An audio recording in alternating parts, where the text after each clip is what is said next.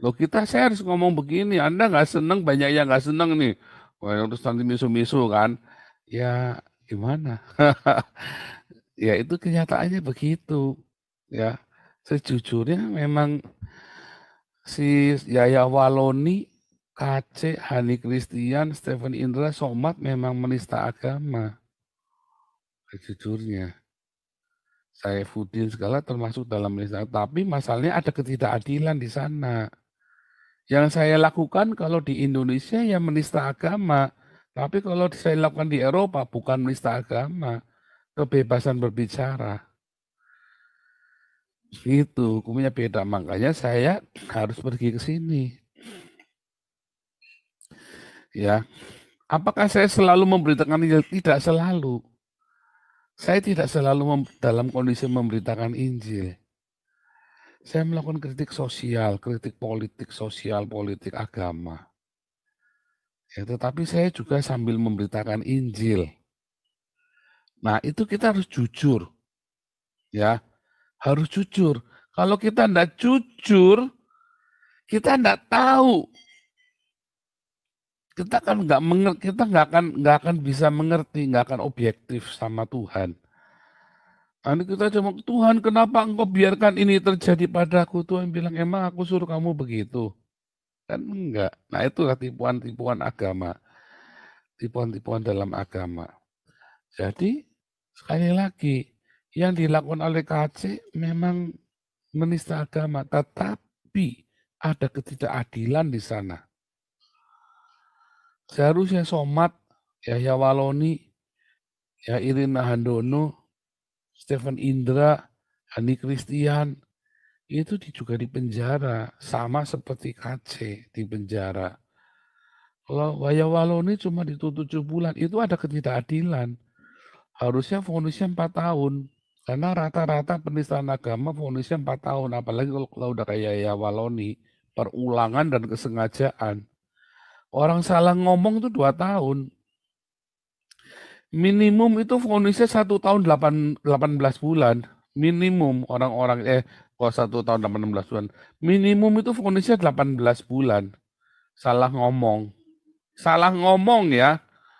Minimum itu 18 bulan. Saya sudah lihat semua track orang penistaan agama itu ya dikasih sama ada seorang kawan penegak hukum kirim saya. Dulu udah pernah saya tunjukkan. Bahkan sampai kasasi pun di Mahkamah Agung minimum 18 bulan. Ya. Tetapi kalau yang sudah terjadi kesengajaan dan perulangan 4 tahun, harusnya Yahya Waloni 4 tahun. Kalau Yahya Waloni tidak 4 tahun, berarti memang ada yang nggak benar. Nah, kalau KC 10 tahun juga nggak adil. KC itu dituntut dengan ancaman 10 tahun itu nggak adil.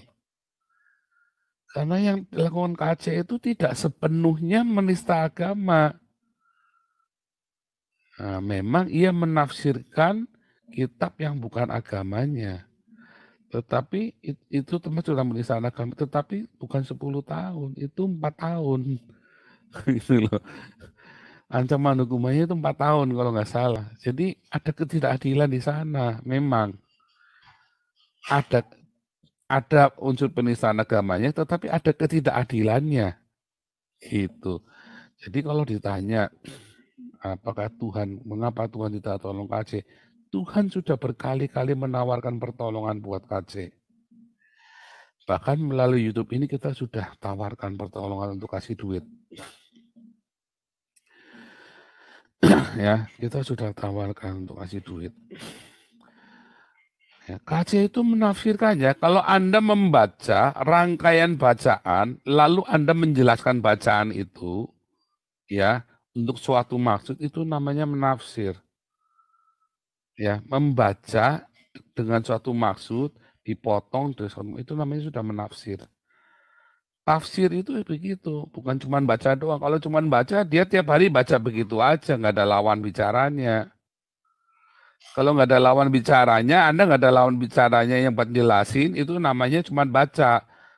Proklamasi, kami dengan ini. Nah, itu namanya membaca.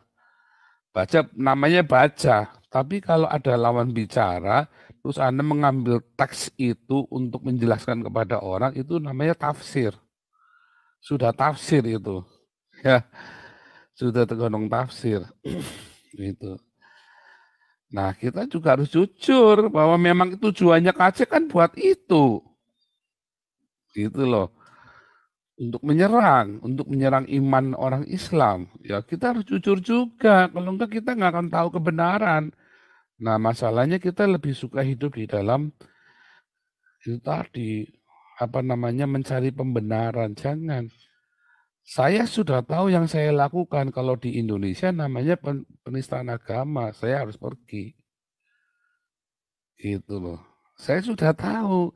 Karena saya tahu, saya jujur, saya berhikmat. Saya sudah tahu resikonya. Akan sejauh apa resikonya saya sudah ngukur. Gitu ya. Oh, ini panjang jawabannya, tapi itu harus dijelaskan tadi karena pertanyaan ini bagus banget. Ini case. Berapa kali Anda sudah menolak pertolongan Tuhan dalam hidup Anda? Malah Anda kemudian suntup, ya kan? Wah, pokoknya harus berhasil. Kalau perlu nyokok, kalau perlu kan begitu kan? Utang bank, kalau perlu nyokok supaya di markup segala macam. Akhirnya Anda hancur-hancuran. Terus Anda, Tuhan di manakah engkau? Loh, aku sudah coba tolong kamu loh. Tuhan bilang begitu. Luar biasa.